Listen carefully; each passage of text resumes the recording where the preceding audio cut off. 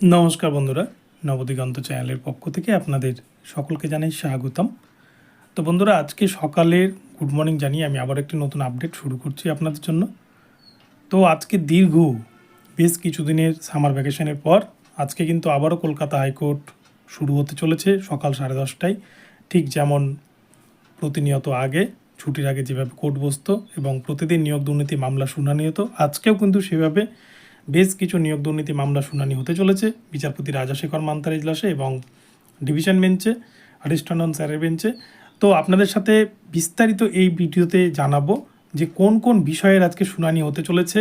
আজকে যে সমস্ত মামলা শুনানি হতে চলেছে তাতে কিন্তু পর্ষদের হয়তো ঘুম উড়ে যেতে পারে আজকের যে নিয়োগ দুর্নীতি মামলাগুলো শুনানি রয়েছে তাতে।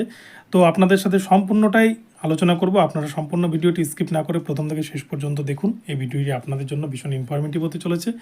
তবে তার আগে বলে রাখি, যারা প্রথমবার চ্যানেলটি ভিজিট করছেন আপনারা অবশ্যই চ্যানেলটিকে সাবস্ক্রাইব করে নেবেন এই ধরনের আপডেট সবার আগে সবার প্রথমে পাওয়ার জন্য। তো চলুন তাহলে আমরা এবারে দেখে নিই যে আজকে ঠিক কী আপডেট উঠে আসছে।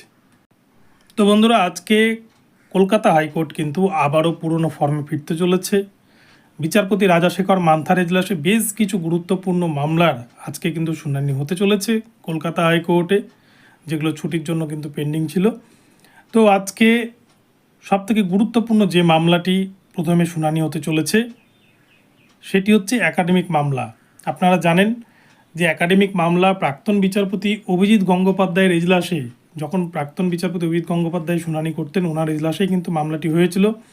দীর্ঘদিন ধরে শুনানি চলে এবং একটি কমিটি তিনি গঠন করে দেয়, মৈত্রী কমিটি, এবং সেই কমিটির যে রিপোর্ট সেই রিপোর্টটা কোর্টের কাছে এবং বোর্ডের কাছে কারোর কাছে কিন্তু গ্রহণযোগ্য হয়নি।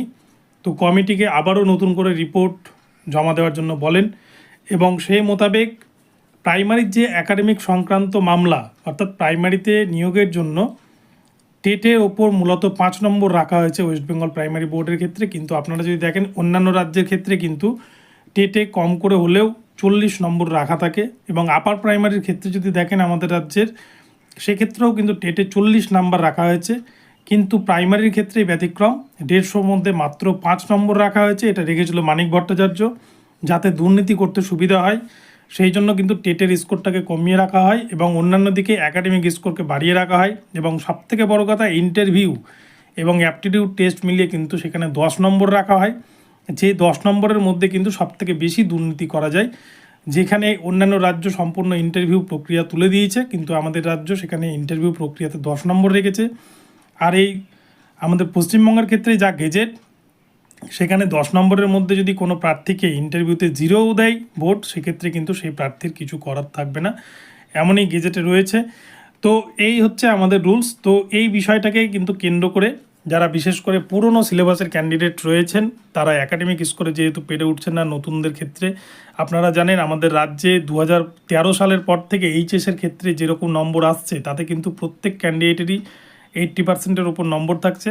আদারওয়াইজ দেখা যাচ্ছে যারা পুরনো সিলেবাসে বা নতুন সিলেবাসেও যারা 2012-র আগে এইচএস পাস করেছে তাদের প্রত্যেকেরই কিন্তু এইচএসের নম্বর অনেকটাই কম। সেই জন্য কিন্তু এই বিষয় নিয়ে মামলা হয় এবং সবথেকে বড় কথা, টেটের স্কোরটা যেন বাড়ানো হয় এই দাবি তোলে পিটিশনাররা, এবং সেই দাবিকেই কিন্তু প্রাক্তন বিচারপতি অভিজিৎ গঙ্গোপাধ্যায় মান্যতা দিয়েছিলেন এবং সেই জন্য একটি মৈত্রী কমিটির রিপোর্ট দেওয়ার কথা নির্দেশ দিয়েছিলেন। এবং সেই মোতাবেক আজকে মামলাটি বিচারপতি রাজাশেখর মান্থার এজলাসে উঠতে চলেছে। হয়তো একাডেমিক মামলায় আজকে একটা ভালো কিছু অর্ডার পাসড হতে পারে বিচারপতি রাজাশেখর মান্থার এজলাস থেকে। তো আপনারা নজর রাখবেন, আজকের দিনটি কিন্তু বেশ কিছু গুরুত্বপূর্ণ মামলা শুনানি হতে চলেছে বিচারপতি রাজাশেখর মান্থার এজলাসে।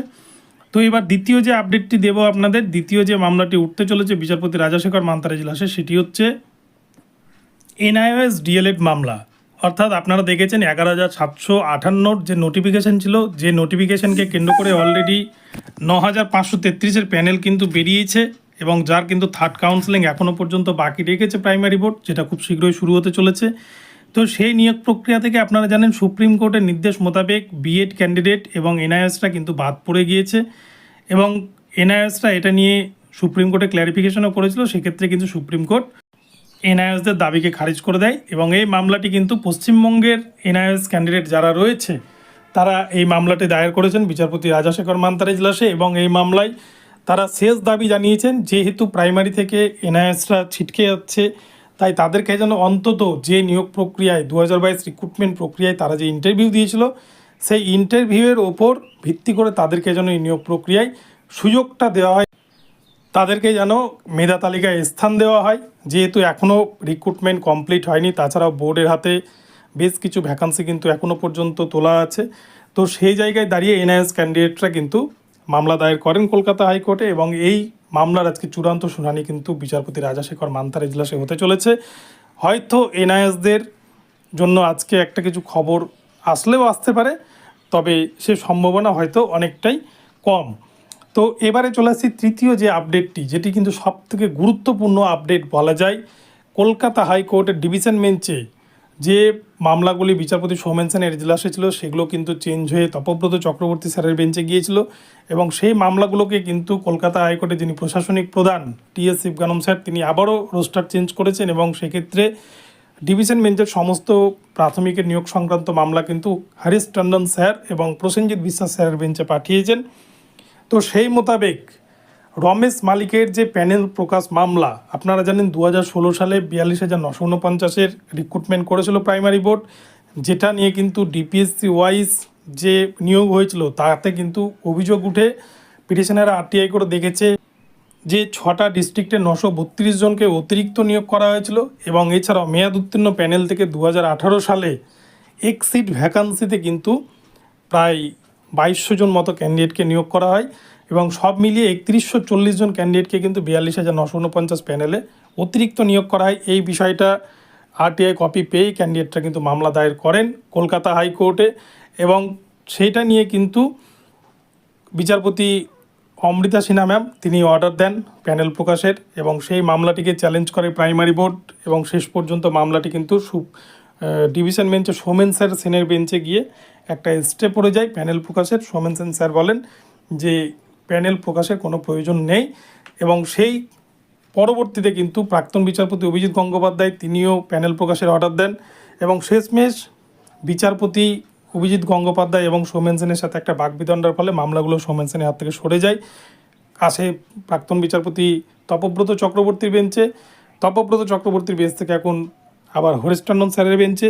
তো এই মামলাটি ডিভিশনে আবারও কিন্তু চ্যালেঞ্জ করেছে প্রাইমারি বোর্ড, তারা যাতে প্যানেল যাতে কোনোভাবে প্রকাশ না করতে হয়, যাতে কোনো রকমের দুর্নীতি আর বেরিয়ে না আসে, সেই জন্য সমস্ত রকম দুর্নীতিকে বাঁচানোর জন্য প্রাইমারি বোর্ড তারা কিন্তু চ্যালেঞ্জ করেছে ডিভিশন বেঞ্চে রমেশ মালিকের বিরুদ্ধে।